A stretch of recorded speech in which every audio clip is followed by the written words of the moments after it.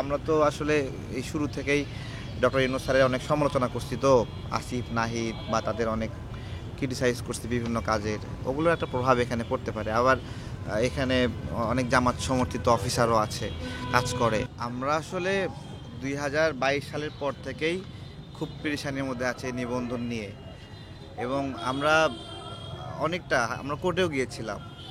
তারপরে এইবার নতুন করে নিবন্ধনের সুযোগ আসলে আমরা আবার আবেদন করলাম এবং ঘুরছি, আসছি, যাচ্ছি পেরেশানির মধ্যে। তদন্ত হচ্ছে, ছুটির দিনে বলে যে তদন্ত স্থগিত, আবার নতুন করে তদন্ত হবে, আবার নাকি সচিব যাবে, এরকম যাচ্ছে। একবার, দুইবার, তিনবার, চারবার আমাদেরকে পেরেশানি করছে।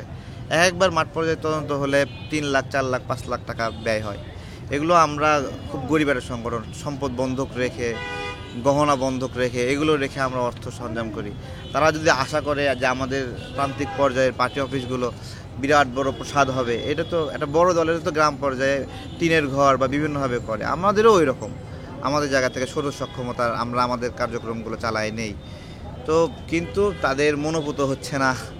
এখন আমরা কি করব, অসহায় একটা অবস্থায় আছি। তাদের অনুরোধ করছি আমাদের নিবন্ধনটা নিয়ে যেন আর জটিলতা না করে, এই জন্যই বসে গেছি। আমরা জানি এমন একটা পরিস্থিতি নিয়ে ফেলছে, সেই মার্চে আবেদন করছি, এতদিন ধরে ঘুরাচ্ছে। এখন বলতেছে আপনারা তাহলে কোর্টে যান, ঠিক আছে। আবার কোর্টে গেলে কোর্টে 1 বছর, 1.5 বছর, 2 বছর, তার মানে কি আমরা এই নির্বাচনে অংশগ্রহণ করব না? আমরা বেশি মানুষ না, অল্প কিছু মানুষ নির্বাচনে পার্টিসিপেট করতে চাই, সেই জায়গা থেকে একটা বাধাগ্রস্ত হচ্ছে। এটা খুব সমস্যা আমাদের জন্য। আমরা চাই না অন্য কোনো দলের একটা মার্কা নিয়ে আমরা জোট করে সেখানে। আমরা শুরু থেকে বলছি যে আমরা ঢেকি মার্কা চাইছিলাম, ওইটাই আমাদের দেখ। আমরা যেটুকু আমরা হারবো এটা কোনো সমস্যা না, আমরা হেরেই ছিলাম সব সময়। আওয়ামী লীগের সময় আমরা রাজনীতি করছি, কত পেরেশানি, রিমান্ড, গুমের শিকার হয়েছি আমরা। এই গণঅভ্যুত্থানেও 7 জন মানুষ আমাদের ছোট সংগঠন থেকে মারা গেছে, 100-র উপরে আহত হয়েছে। আমরা রাজনীতি করার স্পেসটা চাই, আমাদেরকে বাধাগ্রস্ত না করার অনুরোধ করছি আর কি।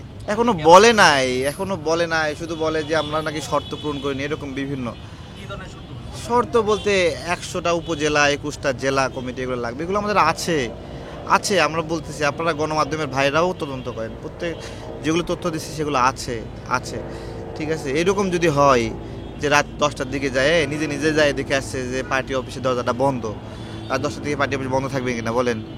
আবার সকাল 8টার দিকে গেছে, পার্টি অফিস সকাল 8টায় বন্ধ থাকে কিনা বলেন? 10টার দিকে পার্টি অফিস বন্ধ থাকে কিনা? বিকেলে একটা অবসর টাইমে পার্টি অফিস খোলা হয়। এইটা তো, তারা কোনো জায়গায় চিঠি দিছে যে আমরা তদন্ত করতে যাব, আবার কোনো জায়গায় চিঠি দেয় নাই, আবার কোনো জায়গায় চিঠিও দেয়নি, যায়ও নাই, কিছুই করে নাই। এরকম একটা সামগ্রিকভাবে আমরা কেন পূরণ করব না? আমার হলো 80টা কমিটি ধরেন আছে, আমি যদি জানি যে আর 20টা হলে আমি নিবেদন পাবো, তাহলে কি আমি আর একটু টাকা পয়সা খরচ করে আমরা সেগুলো অফিস টফিস নেব না?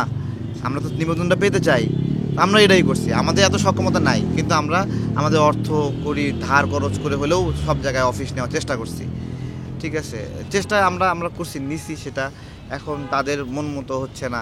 কোনো জায়গায় একটা বাধা আছে, আমরা উপলব্ধি করি, কোনো জায়গায় একটা আছে যারা, আমরা তো আসলে এই শুরু থেকেই ডক্টর ইউনূস স্যারের অনেক সমালোচনা করছি, তো আসিফ নাহিদ বা তাদের অনেক ক্রিটিসাইজ করছি বিভিন্ন কাজের, ওগুলোর একটা প্রভাব এখানে পড়তে পারে। আবার এখানে অনেক জামাত সমর্থিত অফিসারও আছে, কাজ করে। যেমন আমাদের কুমিল্লা অঞ্চলে ভিজিটের সময় আমাদেরকে গিয়ে বলছে, কিসের আবার নতুন দল, তোমরা অন্য একটা দলে ঢুকে যাও, এইভাবে বলে। তো আমাকে তো এইভাবে বলতে পারে না। নাটোরের অফিসার বলছে কি যে তারেক ভাই মিষ্টি নিয়ে 200 লোক নিয়ে আসেন। আসলেই ওর জন্য 5 কেজি মিষ্টি নিয়ে গেলে ও খুশি হইতো, নাকি অন্য কিছু চাই? আমাদের মিষ্টি খাওয়ানোর টাকা নাই, আসলে আমরা গরিব একটা সংগঠন। এটা বুর্জোয়াদের দল না যে অনেক অর্থ করি আমরা, এই মানুষের কাছ থেকে পাবলিক ডোনেশন নিয়ে আমরা দল চালাই। এখন তারা যদি কোথা থেকে একটা আদেশ পায় যে দেওয়াই যাবে না, তাহলে তো আমাদের অনশন ব্যর্থ।